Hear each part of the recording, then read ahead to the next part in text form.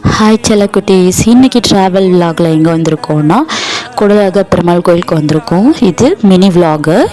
இன்னையோடு நான் மாலை போட்டு 13 நாள் ஆயிடுச்சு. ஸோ அதனால் முருகன் கோயில் போய் முருகனை பார்த்துட்டு இன்றைக்கி சனிக்கிழமை நாள் பெருமாள் கோயிலுக்கு வந்திருக்கேன். எப்பயும் போல் வார சனிக்கிழமை பெருமாள் கோயிலில் கூட்டம் அதிகமாகவே இருக்கும்.